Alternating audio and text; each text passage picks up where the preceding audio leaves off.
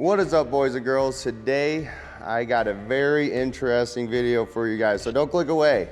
I have a brand new side-by-side that is going to be new to the market. It's none of the big industry leaders that you know, like Polaris, Can-Am, Yamaha, Kawasaki. It's none of those. It's going to be something completely different. And I'm going to tell you right now, is it beautiful? The looks are on par. Yes, this is going to be USA made side-by-side. And I mean, you can't complain there. American made, #1. And here it is, right from Dune Industries. It's called the Interceptor. It's pretty game changing. The Super Rally Interceptor SR from Dune Industries. This thing is their top dog model. There's gonna be a few other ones, but she's a big girl, 80 inches wide, ripped through the desert, ripped through the dunes. And I bet you money it still shreds the trails because my Pro R is pushing. It's not too much, this car is not too much bigger than my Pro R. It's pretty close. This is also a concept car, so keep that in mind. Sitting on 35s. Right now they're talking about putting a 2-liter engine in it. So you know me, I got a Pro R, it has a 2-liter in it. I got a turbo on that thing, it's 350 horsepower. There's lots of opportunities with a big engine like that. It's also, it's an automotive style, so parts and stuff like that can be a little bit more accessible. As you guys can see, they're hiding a bit of the stuff because, like I said, it's a concept car. It's there's a lot of stuff that's not going to be the same once it hits production. They are going to be making the CV axles interchangeable, front and rear, left and right, which is awesome. Some other things they're going to be doing is like the lights, left and right, are the same, so parts can be interchangeable, which is really handy. As far as looks go, I don't know if there's anything that really has hit the market that looks so badass since like maybe the Turbo S. This is definitely one of the coolest looking side-by-sides I've seen right out of the box. We're not gonna be driving it today. This is just a walk around and a little bit of a breakdown. I'm gonna be interviewing Turk here. He knows a bit about it. So he's gonna tell us what we can know and what we cannot know, basically. And yeah, I'm looking forward to possibly in the future driving this thing. Let me drive it, please. So this thing has a pretty badass enclosure right here. No, we cannot see inside of it. It's not finished. Like I said, it's a concept vehicle, so yeah. I know there's some cool things in there. I'm excited to show you guys eventually. They are doing reservations right now for the vehicle, and you can become a dealer. You could head to the website and you can sign up for all that stuff, and they're doing a deal until June. It's $2,000 off if you reserve before then. I can't get over the front end on this thing. It looks so freaking good. The decals on it, the little hood scoop, she's looking sharp. But we got Turk from Dune Industries right here, and I'm going to be asking him some questions. What is your role in this company? I'm the project manager for the Interceptor at Dune Industries, and I'm also the engineer who's in charge of designing the Interceptor. We know it's a 2-liter engine, but are we able to say who's going to be making it and the power plants and everything? So not yet. Not yet. That's going to be revealed soon. It's 4-cylinder, 2.0, and it's mounted to a 7-speed automatic transmission. And it's pushing a little bit over 250 horsepower, but we had to detune it to 250. Oh, you had to detune it to 250? Yeah, we had to detune it to 250. That's not a good thing. We want more power. I'm just messing with it. You can push it. You can push it. You can tune it. And yeah, our brand's objective is to really be customizable, is to give more power to the consumer. And this project didn't actually start as a side-by-side. It started as a rally vehicle or a racing vehicle and a military vehicle. But we found that a lot of people were looking for something different in the side-by-side industry, and we wanted to explore that area. Basically, the Dune vehicle, I mean, it's for the Dakar rally. That's kind of why it's got the 80-inch wide and everything like that. Yeah, that's the objective for racing through the open desert. But the plan is to have 3 different versions of this vehicle. Maybe the power plant's going to be the same and the drivetrain and everything, but the widths are going to be different. So basically, you'd be changing out your A-arms and trailing arms and radius rods, basically, right? Yep. And then you'd have a different version of the Dune. I don't know. You're going to have different names for each version and stuff like that? The first one is a 64-inch wide version. We call it a Trailbreaker, and it comes also in a 72 inches wide. The other one is the Desert Runner. It's 80 inches wide. It's similar to this one. We've called this one the SR, or the Super Rally version. Gotcha. And it's limited to only 1,000 units. Gotcha. So when you say limited to 1,000 units, are we saying like for the year that this is released, it would only be 1,000 units available? It will be only 1,000 units. Just period. Yep. It'll be 1,000 units. That's it. And people can go get reservations for this. Yep. They can, right now. Yep. Right now. Where our at? website, DuneUTV.com. All right. DuneUTV.com. You could go and get registered. Well, put a down payment. Whatever. What is it? $100? It's $100 for the regular version. It's fully refundable, and it's $1,000 for the SR, and it's fully refundable. Gotcha.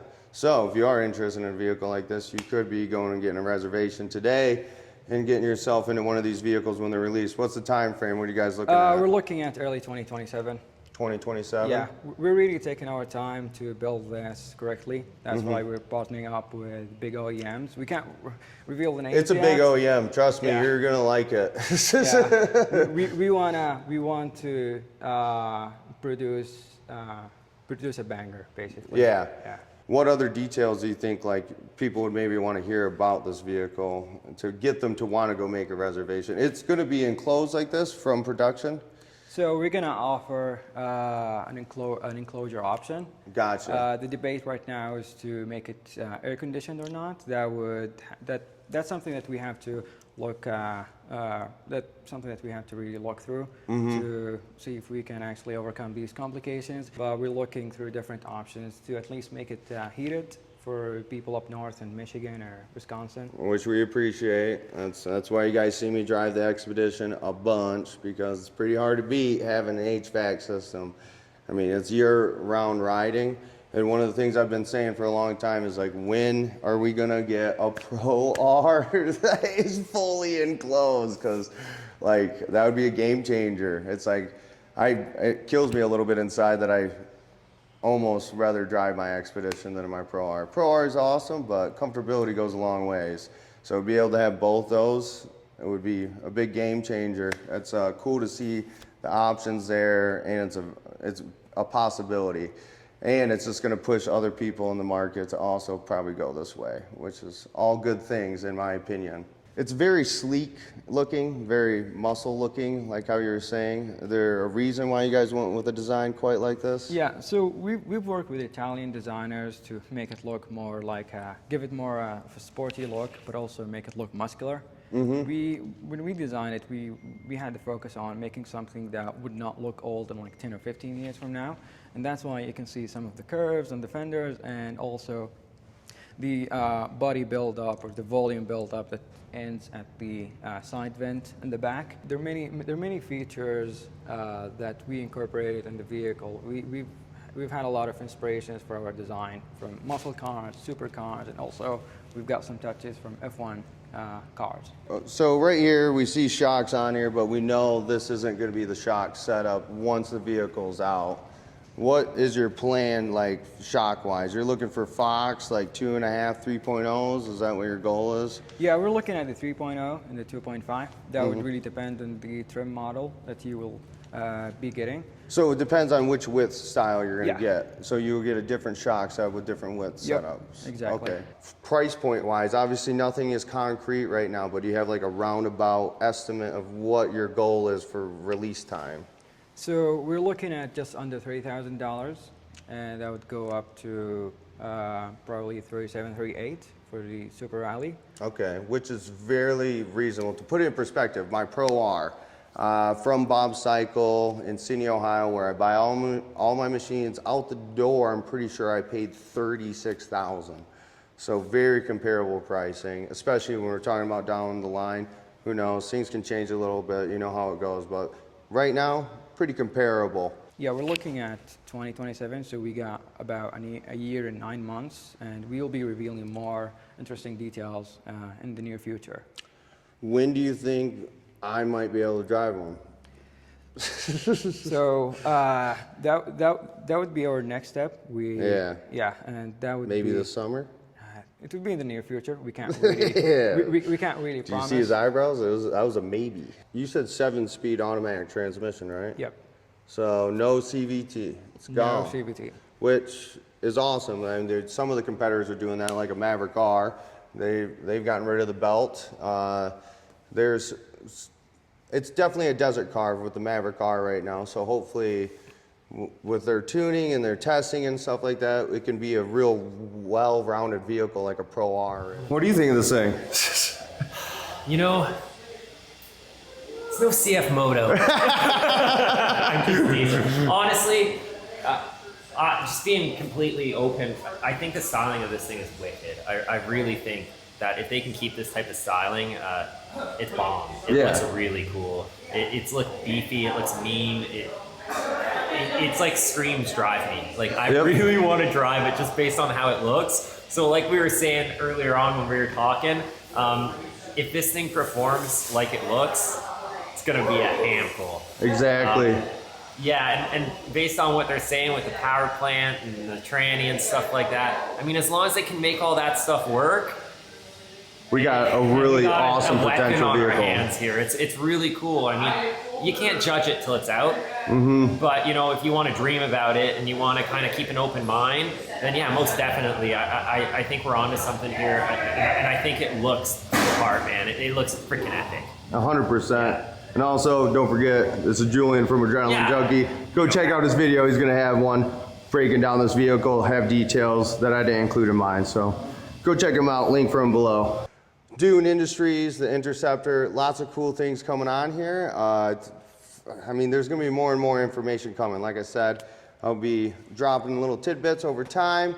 Stay tuned to the social medias like Facebook, Instagram, also obviously YouTube. Subscribe, hit the bell, get notified, because you'll be getting updates on this vehicle. Plus, we got tons of cool things going on this year, lots of adventures. Yeah, appreciate all you guys for watching. And don't forget to go check out DirtDudesUTV.com, because for every $10 spent on the website, like this merch, this hat, gets you entered to win a brand new Razor XP1000. Is it an Interceptor? No, but who knows? Maybe in the future he'll let me give me one away. But you guys are the bomb. Also Patreon, longer videos, ad-free, early access. Appreciate everyone that supports me on there, keeps the wheels turning. And you guys are the bomb, and I'll be seeing you in the next one. Peace.